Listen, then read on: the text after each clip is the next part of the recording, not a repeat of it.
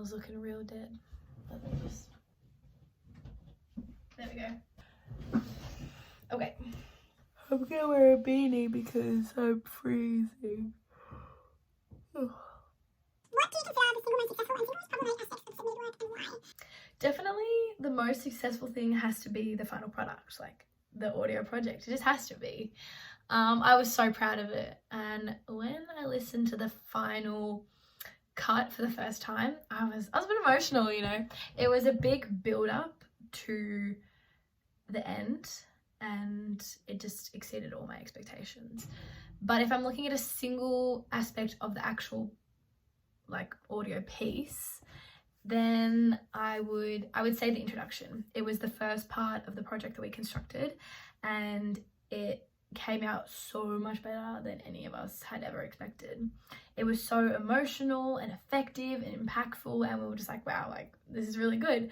And it was a really good way, like it set us up for the rest of the project, and I think it kind of gave us a bit of a spring in our step and like motivated us to continue it and try and really fight for it to be good.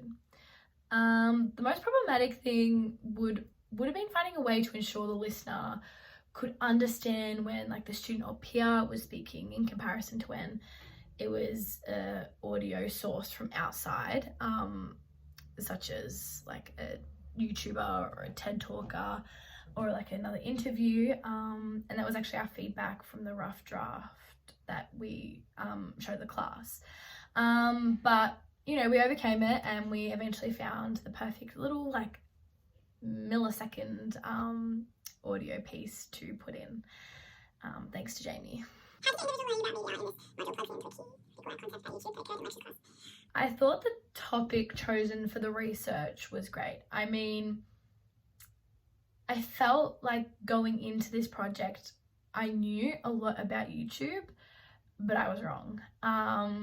The newfound understanding of the type of hold YouTube has on society and like the impact, it really fascinates me because it's a lot more than I ever expected. Learning how YouTubers market themselves so they're seen as brands rather than actual people, and how that then goes on to further strengthen these parasocial relationship really caught my eye and caught my attention, and that's why I was really excited to learn more about it in my project. What do you think is the single most important affordance of the audio-based media, and how is that incorporated into the audio work you produced? I think hearing something without being able to physically see it creates emotion that can only be heard rather than seen. Audio allows you to become fully immersed into the experience. And, you know, when you sit there and you listen to something and you close your eyes, your imagination creates its own visuals.